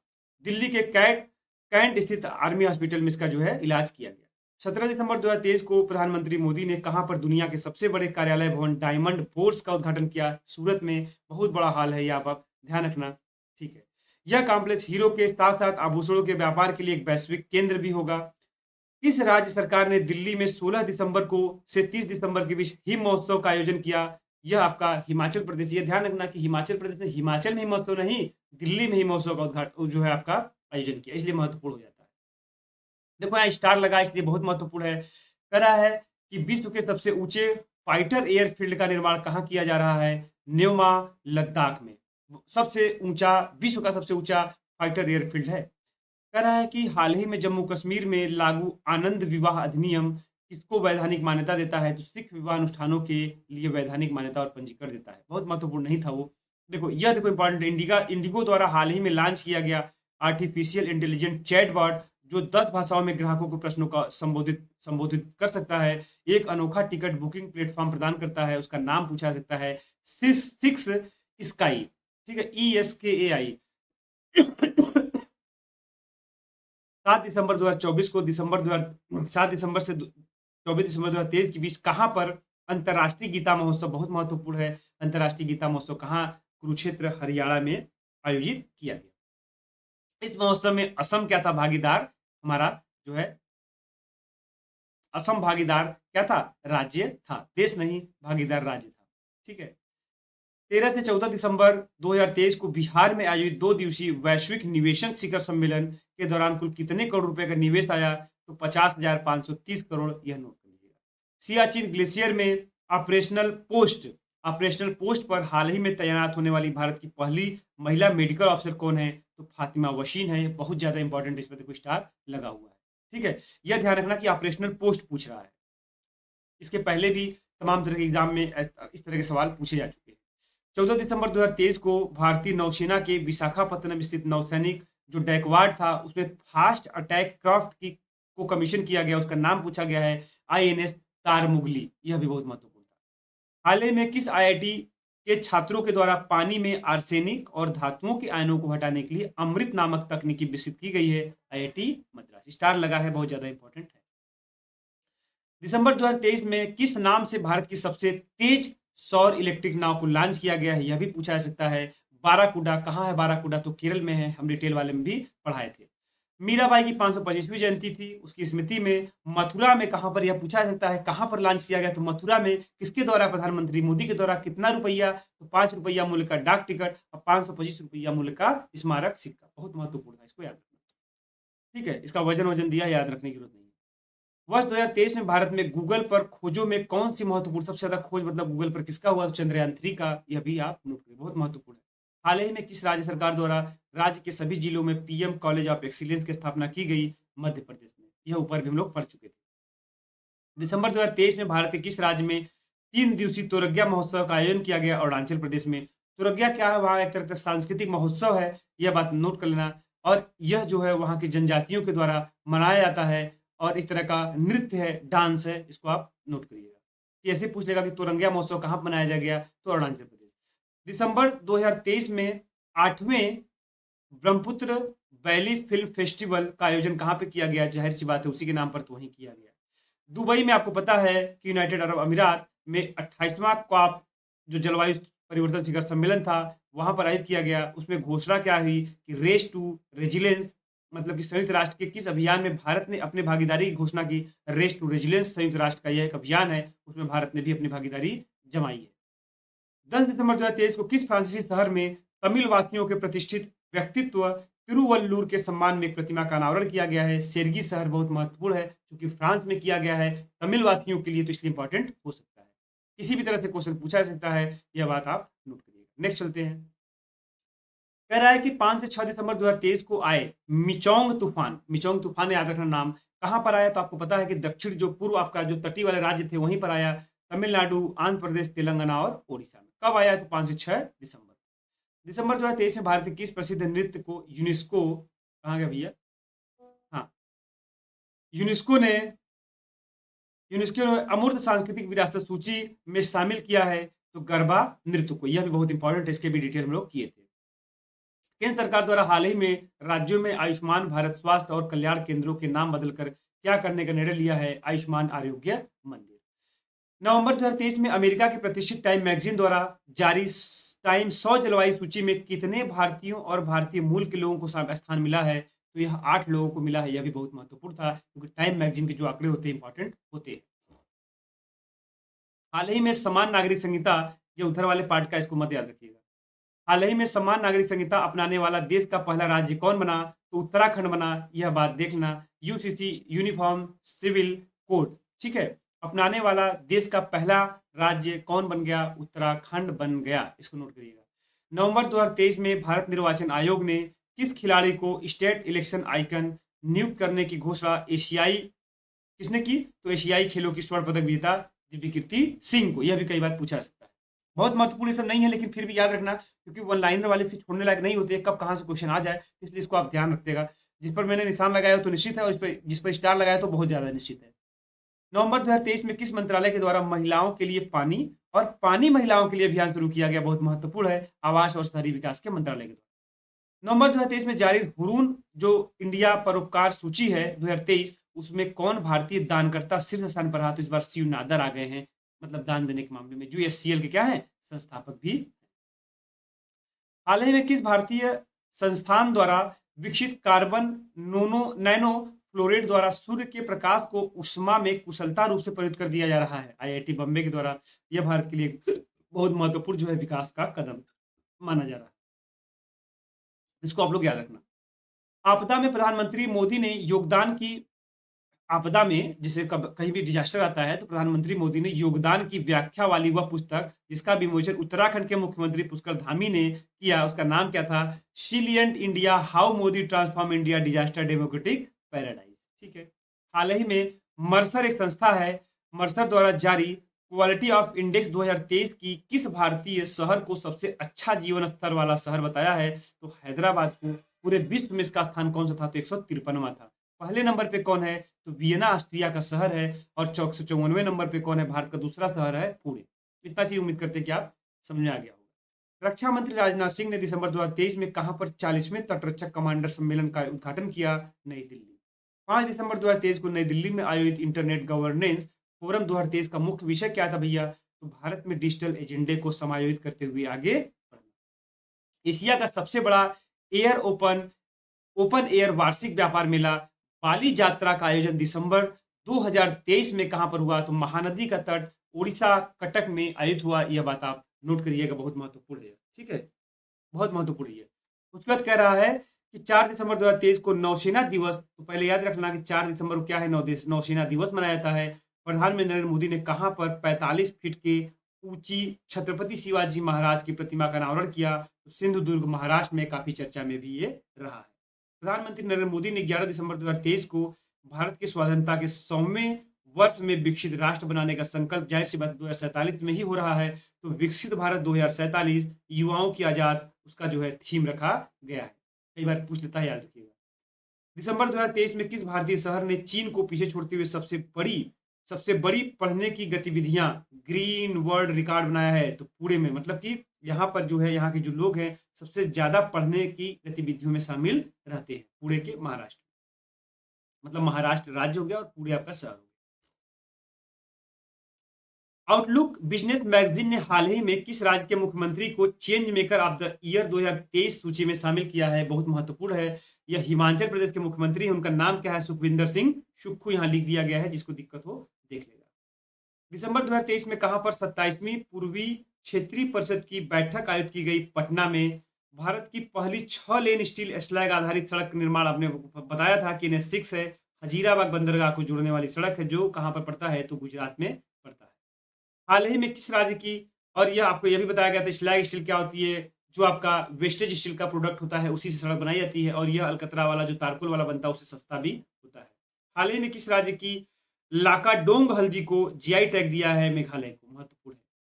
हाल ही में world travel and tourism council India initiative ने किसे अपना अध्यक्ष नियुक्त किया है? दीप कालरा को, ठीक है, जो मेक माई ट्रिप के संस्थापक भी हैं। तृणमूल कांग्रेस की वह लोकसभा सांसद जिनको जिनको जो है पैसा लेकर पूछने के लिए उनकी सदस्यता दिसंबर 2023 में रद्द कर दी गई, महुआ मोइत्रा। तो पूछा सकता है कि महुआ मोइत्रा को हाल ही में संसद की सदस्यता रद्द कर दी गई है, वह किस जो है पार्टी से बिलोंग करती हैं? तो आप बता दीजिएगा। जयपुर स्थित वैक्स म्यूजियम, इसका भी चर्चा हो चुका है। डॉक्टर भीमराव अंबेडकर की मोम की प्रतिमा का अनावरण किया गया है। हाल ही में कहां पर एक पुरातत्वविद द्वारा मध्य पाषाण युग के रॉक पेंटिंग की खोज की गई है? बहुत बड़ी बात है कि मध्य पाषाण काल का जो रॉक पेंटिंग खोज की गई है आंध्र प्रदेश में। दिसंबर 2023 में दुबई में जो संपन्न हुआ था COP 28, हमने बताया, उसमें किस विश्वविद्यालय को ग्रीन यूनिवर्सिटी अवार्ड से सम्मानित किया गया? IIT मंडी को। IIT मंडी कहाँ पड़ता है? तो हिमाचल प्रदेश में। हाल ही में जम्मू कश्मीर के लिए किस पूर्व क्रिकेटर को युवा मतदाता जागरूकता राजदूत बनाया गया? सूरज रैना को। कहाँ का? तो जम्मू कश्मीर का। हाल ही में उत्कृष्ट वैज्ञानिक योगदान के लिए कर्मवीर चक्र पदक और रेक्स कर्मवीर ग्लोबल फेलोशिप से सम्मानित किया गया डॉक्टर हेमचंद्र रवि कुमार को। बहुत महत्वपूर्ण है। हाल ही में कलर कोडेड स्टैम्प, यह भी बहुत अच्छा इंपॉर्टेंट है। यहाँ पर पंजाब ने पहली बार कलर कोडेड स्टैम्प लॉन्च किया गया है, जो कि पंजाब का ही नहीं पूरे भारत का भी पहला कलर कोडेड स्टैम्प पेपर होगा। वह भारतीय राज्य जहां हाल ही में म्यूजिक फ्रॉग की नई प्रजाति मिली है, अरुणाचल प्रदेश में। म्यूजिक फ्रॉग की, ठीक है, मतलब कि ऐसा मेंढक है जो थोड़ा बहुत गाना भी गाता है, मतलब बोलते रहते हैं। नवंबर 2023 में इंडस्ट्री लीडर अवार्ड 2023 में किसे भारत के सबसे इनोवेटिव टाइटल ब्रांड के रूप में सम्मानित किया गया है? क्यूटोन टाइटल को। बहुत इंपॉर्टेंट है, नहीं था। 2023 में नवंबर के समय तीसरे विश्व हिंदी कांग्रेस का आयोजन कहाँ किया गया? बैंकॉक थाईलैंड में। यह महत्वपूर्ण था, इसको याद रखिएगा। 22-26 नवंबर 2023 को आसियान भारत का पोषक अनाज महोत्सव कहाँ पर आयोजित किया गया? जकार्ता इंडोनेशिया में। यह भी महत्वपूर्ण था कि पोषक अनाज महोत्सव का उद्घाटन कहाँ हुआ? Jakarta Indonesia. जबकि तीसरा जो विश्व हिंदू कांग्रेस का आयोजन कहाँ हुआ? तो बैंकॉक थाईलैंड में। भारत संविधान पर प्रधानमंत्री नरेंद्र मोदी के भाषणों का संकलन, मतलब भारत के संविधान पर प्रधानमंत्री मोदी का जो भाषण है, उस पर न्यू इंडिया का सामवेद के नाम से एक पुस्तक का विमोचन किया गया है, जिसे पूर्व राष्ट्रपति रामनाथ कोविंद ने क्या किया है? उसको विमोचन किया है। द्रौपदी मुर्मू ने नहीं किया है, पूर्व राष्ट्रपति रामनाथ कोविंद से किया है। अक्टूबर 2023 में ISO प्रमाण पत्र प्राप्त करने वाला भारत का पहला महिला पुलिस स्टेशन कौन बना है? भोपाल बना है। बहुत महत्वपूर्ण, इसको याद रखिएगा। इस थाने को 9001-2015 ISO प्रमाण पत्र दिया गया है, ठीक है। झारखंड का सबसे लंबा पुल दुमका जिले में किस नदी पर बनाया जा रहा है, जिसका उद्घाटन 30 अक्टूबर 2023 को किया गया? तो मयूराक्षी नदी कहाँ पड़ती है? तो आपका झारखंड में इसका उद्गम स्थल है, और झारखंड और वेस्ट बंगाल से होते हुए बंगाल खाड़ी में गिर जाती है, उसी में बनाया जा रहा है। फिर कह रहा है कि भारत का पहला पॉलिथीन कचरा बैंक सितंबर 2023 में कहां पर लॉन्च किया गया? देहरादून कैंट बोर्ड, उत्तराखंड में। बहुत बहुत ही महत्वपूर्ण है, इसको नोट करिएगा। हाल ही में किस भारतीय संस्थान के वैज्ञानिकों द्वारा अत्याधुनिक क्वांटम समर्पित हाइड्रोजन हरित उत्पादन तकनीक का विकास किया गया है? BHU के द्वारा। यह भी याद रखिएगा। वह राज्य सरकार जिसने अक्टूबर 2023 में पानी की अधिक खपत वाले धान की प्रजाति पूसा 44 को बैन कर दिया पंजाब ने। यह भी पूछा सकता है कि पूसा 44 किसकी प्रजाति है? ध्यान रखना, धान की, न कि गेहूं की। किस राज्य में अक्टूबर 2023 में राज्य पशु की सुरक्षा के लिए नीलगिरी ताहर संरक्षण परियोजना शुरू की गई है? तमिलनाडु में। इस पर भी चर्चा हुआ था। वह राज्य है जिसने अक्टूबर 2023 में मिशन महिला सारथी का उद्घाटन किया है? उत्तर प्रदेश है। बहुत ज्यादा इंपॉर्टेंट है, ये आप नोट कर लेना। अक्टूबर 2023 में किस देश की अदालत ने 8 पूर्व भारतीय नौसैनिक कर्मियों को क्या कर दिया? मौत की सजा सुनाई है? यह भी याद रखना, कतर ने सुनाई है। अक्टूबर 2023 में भारतीय सेना की पहली वर्टिकल विंड टनल का, इस पे भी हमने चर्चा किया था, बताया था कि इस तरह से टनल होती है, ऊपर से पैराशूट के माध्यम से लोग कूदते हैं, ऐसा इसलिए किया जाता है ताकि जो पहाड़ी क्षेत्र है, जब कभी ऐसा रेस्क्यू करना है तो उनका क्या है, प्रैक्टिस यहाँ पर हो। तो यह बकलोह हिमाचल प्रदेश में बनाया गया है। 7 अक्टूबर 2023 को विश्व कपास दिवस पर केंद्रीय कपड़ा मंत्रालय द्वारा जो लॉन्च किया गया कपास के ब्रांड, उसका नाम क्या है, कस्तूरी कॉटन भारत है। और अगर पूछ ले चर्चा में है कि विश्व कपास दिवस कब मनाया जाता है, तो आप बताएंगे 7 अक्टूबर। केंद्रीय मंत्रिमंडल ने 4 अक्टूबर 2023 को कहां पर, समक्का सरक्का केंद्रीय जनजातीय विश्वविद्यालय पर बातचीत हुआ है, तेलंगाना के मुलुगु में। 19 अक्टूबर 2023 को संयुक्त राष्ट्र विश्व पर्यटन संगठन द्वारा जारी सर्वश्रेष्ठ पर्यटन गांव 2023 की सूची जारी की गई। उसमें कच्छ गुजरात के किस गांव को सर्वश्रेष्ठ पर्यटन का गांव चुना गया, तो धोरडो। तो पहले तो यही ध्यान रखना कि किस राज्य को, तो गुजरात, किस गांव को, तो कच्छ है, ठीक है, कच्छ जिला है, सॉरी किस जिले को, तो कच्छ, और गांव कौन सा है, तो धोरडो। तीनों चीज इंपॉर्टेंट था, कुछ भी पूछा सकता है। संयुक्त अरब अमीरात के दुबई में आयोजित जलवायु परिवर्तन शिखर सम्मेलन जो था COP28 में हिस्सा लेते हुए प्रधानमंत्री नरेंद्र मोदी ने 1 दिसंबर 2023 को किस पहल की शुरुआत की, तो ग्रीन क्रेडिट पहल, इस पर बातचीत हुआ था। इस पहल के तहत बंजर भूमि में क्या होगा, वृक्षारोपण किया जाएगा और हवा में उपस्थित कार्बन क्या किया जाएगा, सोखा जा सकेगा, यह ध्यान रखिए, और पॉल्यूशन को कम किया जाएगा। प्रधानमंत्री नरेंद्र मोदी ने 30 नवंबर 2023 को कहां पर देश के 10,000वें जन औषधि केंद्र का उद्घाटन किया, देवघर छत्तीसगढ़, यह भी इंपॉर्टेंट है। नवंबर 2023 में देश की पहली एयरपोर्ट महिला फाइटर बनी दिशा नाइक, एयरपोर्ट महिला फाइटर।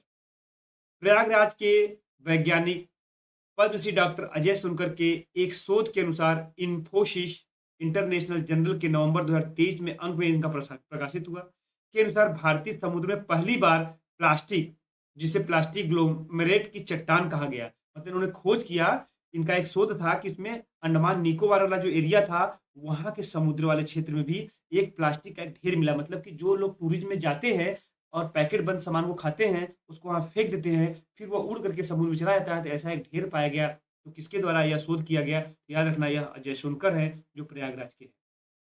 तो कहां पर ढेर पाया गया, तो अंडमान निकोबार।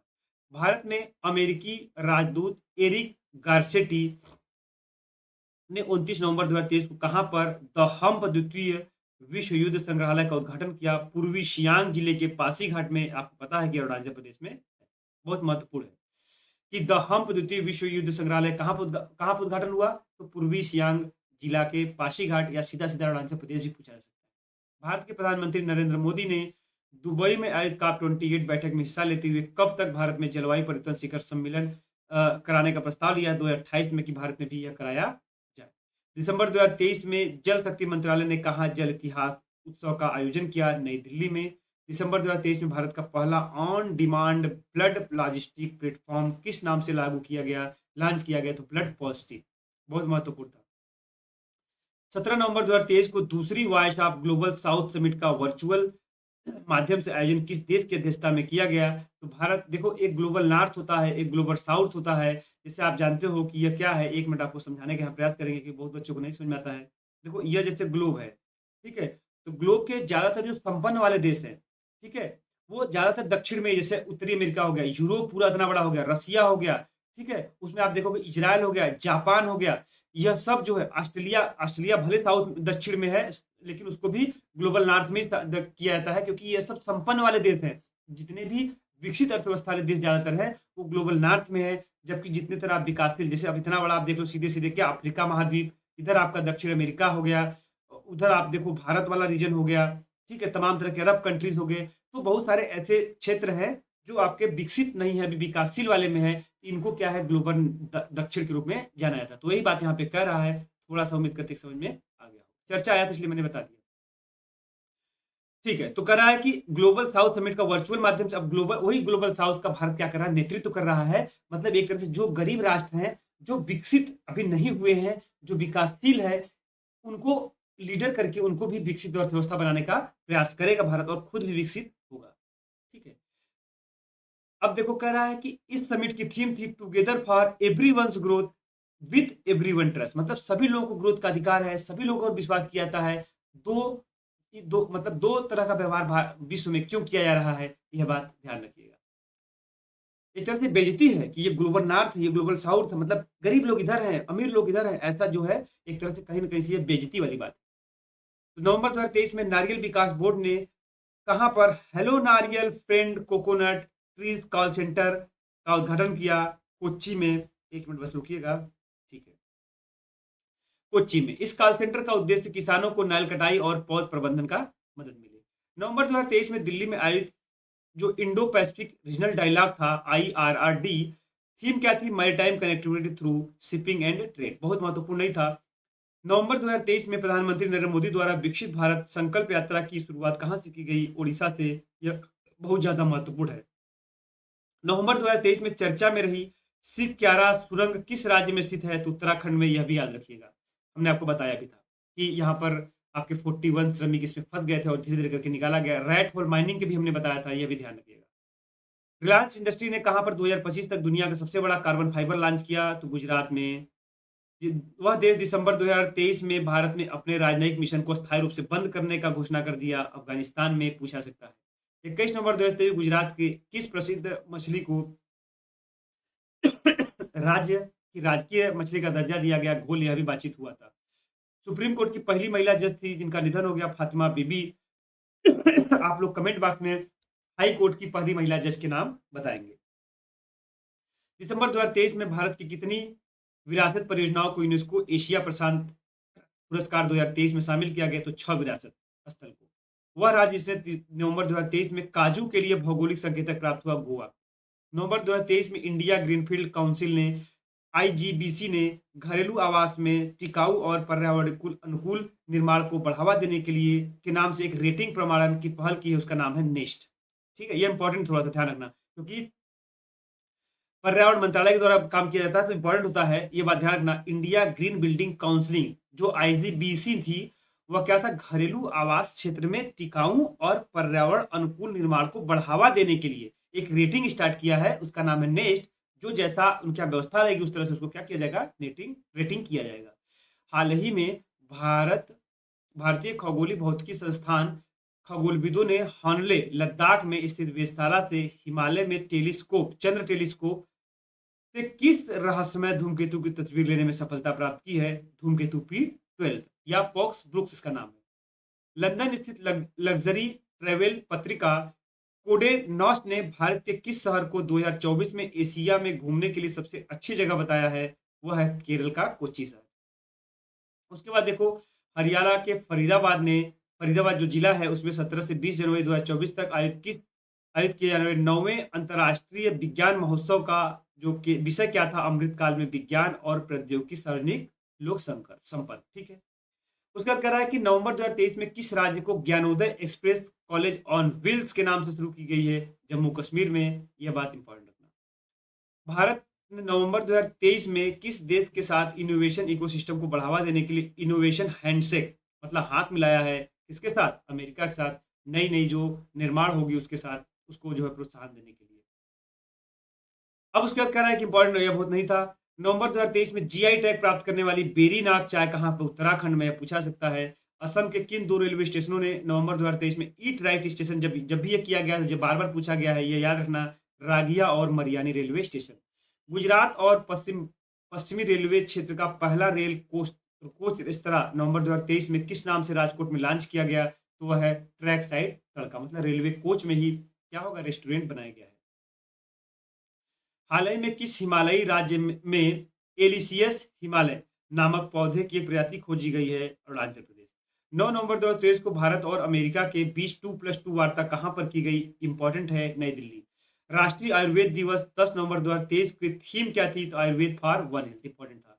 नवंबर 2023 में किस राज्य के उच्च न्यायालय ने महादेव वन्यजीव अभ्यारण्य में टाइगर रिजर्व के गठन का आदेश दिया? गोवा था। कई बार पूछा सकता है, चर्चा में है कि महादेव वन्यजीव टाइगर अभ्यारण्य कहां पर है, यह बात ध्यान रखना।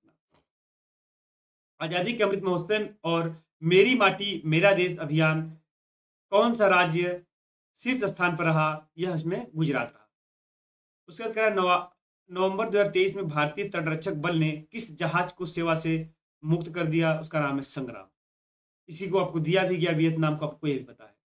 सितंबर 2023 में जारी दुनिया के 132 देशों पर आधारित वैश्विक नवाचार सूचकांक 2023 में कौन सी रैंक प्रदान की गई? बहुत महत्वपूर्ण है, 40वीं रैंक भारत को मिली है।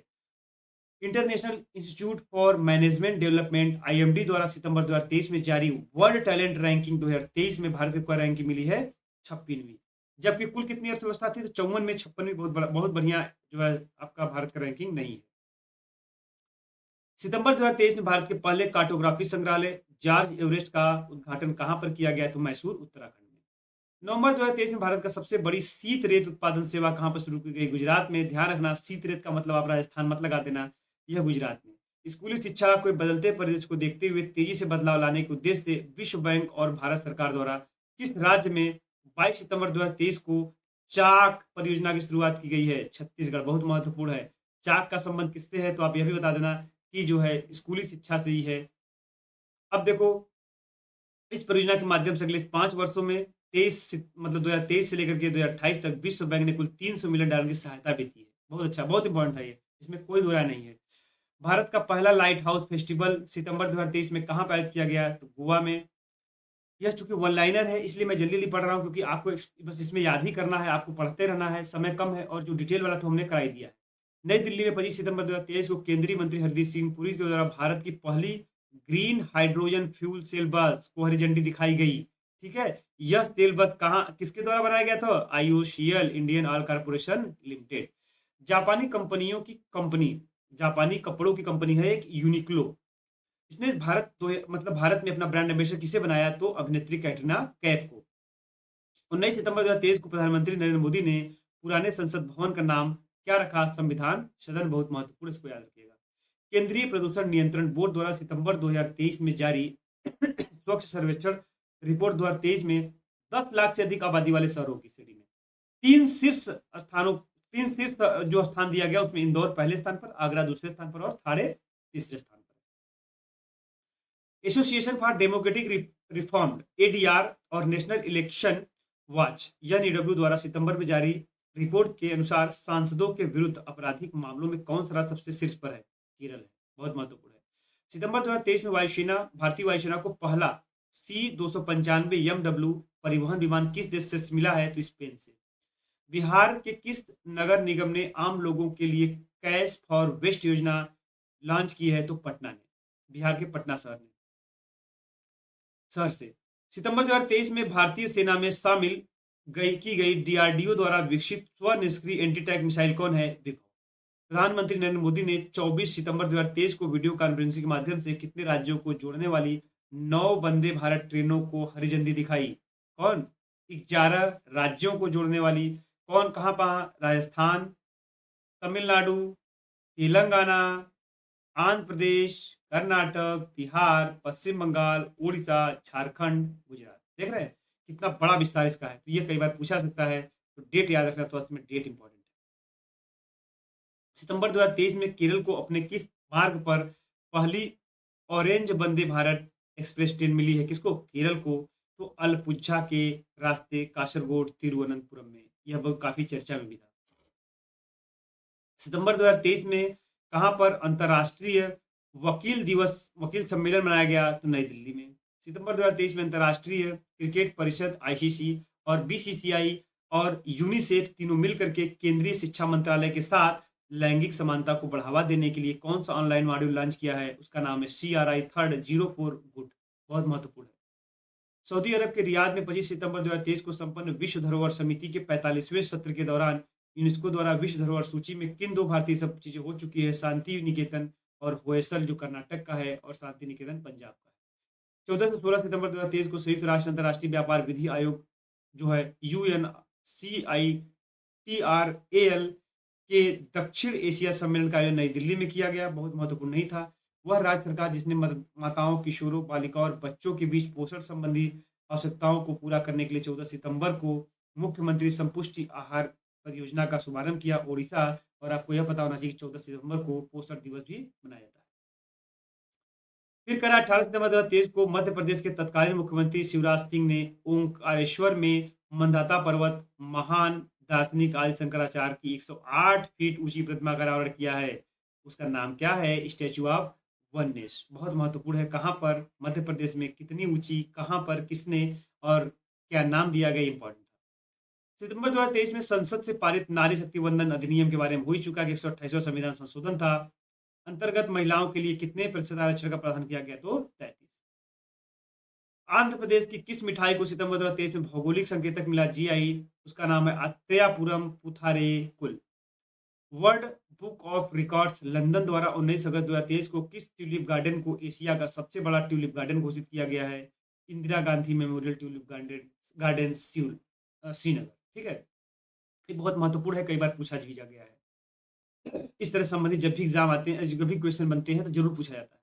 उदयपुर राजस्थान में 21 से 22 अगस्त 2023 को आयोजित 9वें राष्ट्रमंडल संसदीय संघ सम्मेलन 2023 की थीम क्या है? डिजिटल युग में लोकतंत्र और सुशासन को सुदृढ़ करना। यह आपने पढ़ा ही है कि पहला 3D मुद्रित डाकघर भवन का उद्घाटन बेंगलुरु में किया गया है। इसके बाद कह रहा है कि 18 अगस्त 2023 को G20 स्वास्थ्य मंत्रियों की बैठक कहां पर? गांधीनगर गुजरात में।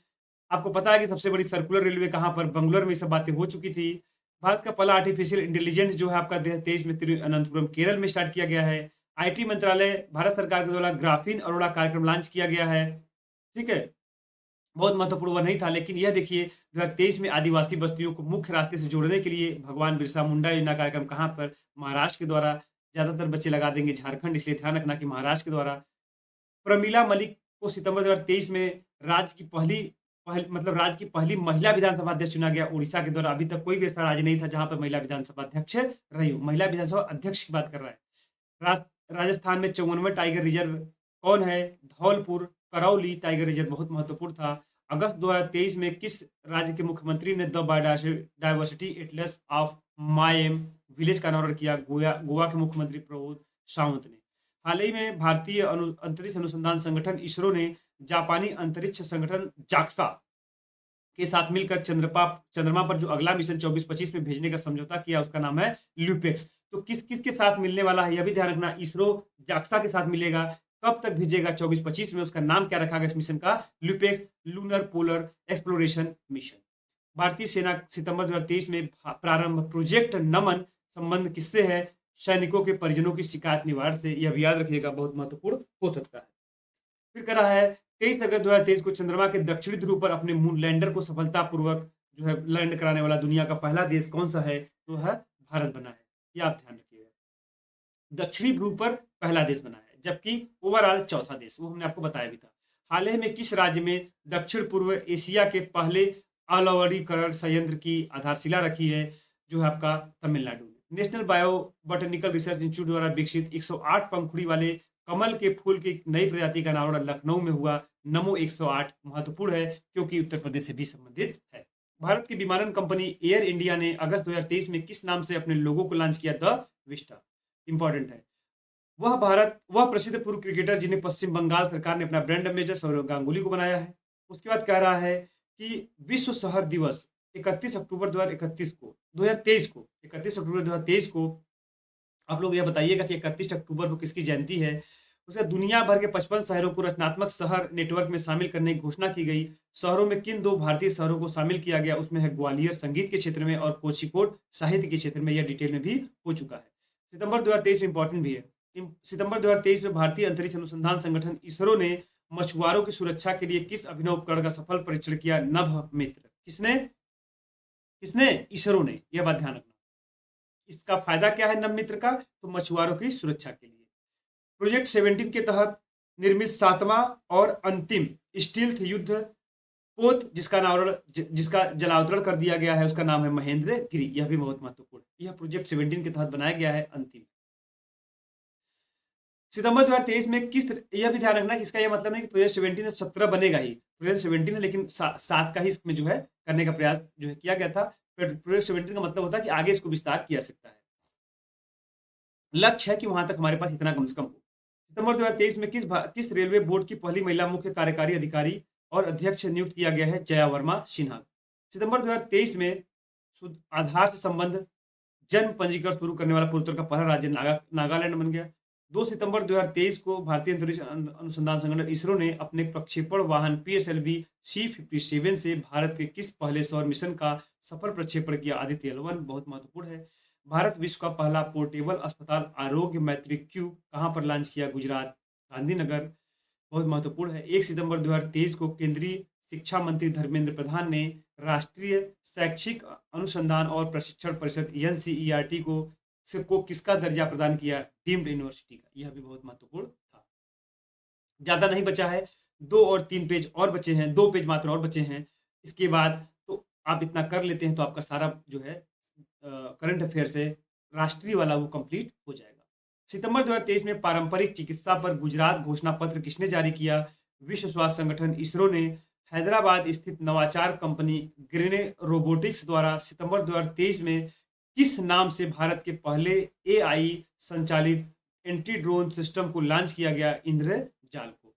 9 सितंबर 2023 को G20 की अध्यक्षता के तहत root and routes past present and continuous, मतलब पास्ट मतलब पुराना, प्रेजेंट मतलब अब, और कंटिन्यूअस मतलब आगे, प्रदर्शनी का आयोजन कहां पर किया गया? नई दिल्ली में। 6 सितंबर 2023 को भारत के पहले सोलर सिटी का उद्घाटन सांची मध्य प्रदेश में, सांची का स्तूप वहीं पे है। मालवीय कार्यक्रम का संबंध यूजीसी समर्पित जो शिक्षक है उनके प्रशिक्षण से है। जम्मू कश्मीर को जो जीआई टैग प्रदान किया चिकरी वुडक्राफ्ट जो राजौरी का उत्पाद है, और मुस्क बुदजी चावल अनंतनाग का उत्पाद है, इनको दिया गया।